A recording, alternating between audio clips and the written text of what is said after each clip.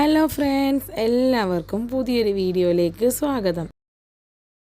നമ്മുടെ എല്ലാവരുടെയും വീടുകളിൽ പലതരത്തിലുള്ള പ്ലാസ്റ്റിക് കവറുകൾ ഉണ്ടായിരിക്കും. നമ്മൾ ഡ്രസ്സ് വാങ്ങിക്കുമ്പോഴും അതുപോലെ തന്നെ സാധനങ്ങൾ വാങ്ങിക്കുമ്പോഴും ഒക്കെ വിവിധ തരത്തിലുള്ള പ്ലാസ്റ്റിക് കവറുകൾ നമുക്ക് കിട്ടാറുണ്ട്.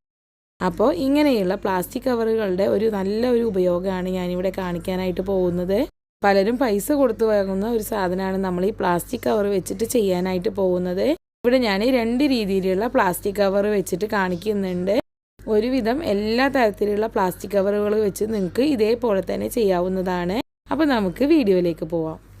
ആദ്യമായിട്ട് നമുക്ക് ഇങ്ങനത്തെ പ്ലാസ്റ്റിക് കവർ വെച്ചിട്ട് നല്ലൊരു ഏപ്രൺ എങ്ങനെ ഉണ്ടാക്കിയെടുക്കാമെന്ന് നോക്കാം.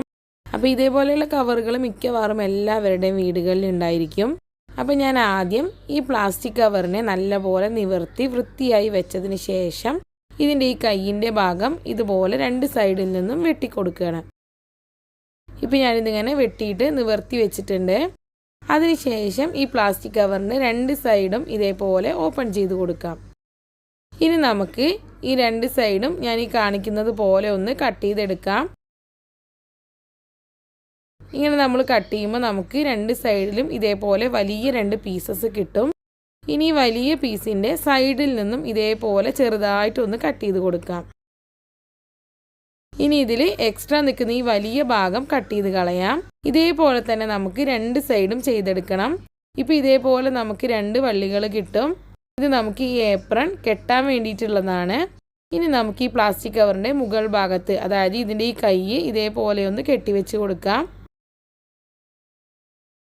ഇനി നമുക്ക് ഈ പ്ലാസ്റ്റിക് കവർ തിരിച്ച് വെച്ച് കൊടുക്കാം. അതിനുശേഷം ഇതിൻ്റെ താഴ്ഭാഗം ഇതേപോലെ ഒന്ന് വെട്ടി ഷേപ്പ് ചെയ്ത് കൊടുക്കാം.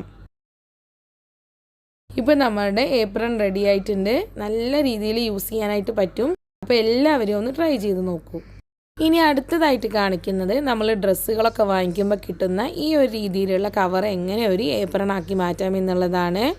അപ്പോൾ ഞാൻ ഈ ഒരു കവറിൻ്റെയും 2 സൈഡും ഇതേപോലെ ഓപ്പൺ ചെയ്ത് കൊടുക്കുകയാണ്. ഈ ഒരു രീതിയിലുള്ള ഏത് കവറും നിങ്ങൾക്ക് ഇതേപോലെ തന്നെ ചെയ്ത് കൊടുത്താൽ മതിയാകും. ഇപ്പം ഞാനിത് നിവർത്തി വെച്ചിട്ടുണ്ട്. അതിനുശേഷം നമുക്കിതിനെ ഒന്ന് 2 ആയിട്ട് ഇങ്ങനെ ഒന്ന് മടക്കിയെടുക്കാം. ഇനി നമുക്ക് ഞാൻ ഈ കാണിക്കുന്നത് പോലെ ഇതിൻ്റെ 2 സൈഡിലും ഒന്ന് വരച്ചു കൊടുക്കണം. ഞാൻ ആദ്യം വരച്ചത് ഈ ഏപ്രണിൻ്റെ നെക്കിൻ്റെ ഭാഗമാണ്. നമ്മുടെ തല കൊള്ളുന്ന ഒരു വിധത്തിൽ വേണം ഇത് വരയ്ക്കാനായിട്ട്. ഇനി നമുക്ക് ഈ ഒരു ഭാഗത്ത് കൂടി ഇങ്ങനെ ഒന്ന് വരച്ചു കൊടുക്കാം. ഇനി നമുക്ക് ഈ വരച്ച ഭാഗങ്ങൾ രണ്ടും കട്ട് ചെയ്ത് മാറ്റാം. ഇനി നമുക്കിതൊന്ന് നിവർത്തി വെച്ച് കൊടുക്കാം. ഇപ്പോൾ നമുക്ക് ഈ ഒരു രീതിയിൽ കിട്ടിയിട്ടുണ്ട്.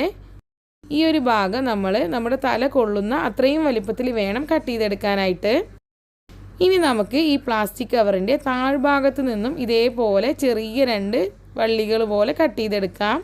ഇപ്പോൾ നമ്മുടെ ഏപ്രൺ കെട്ടിവെക്കാനുള്ള വള്ളികളായിട്ടുണ്ട്. ഇനി ഈ പ്ലാസ്റ്റിക് കവറിൻ്റെ താഴ്ഭാഗം നമുക്കൊന്ന് കട്ട് ചെയ്ത് മാറ്റാം. അതിനുശേഷം ഒന്ന് ഷേപ്പ് ചെയ്ത് കൊടുക്കാം.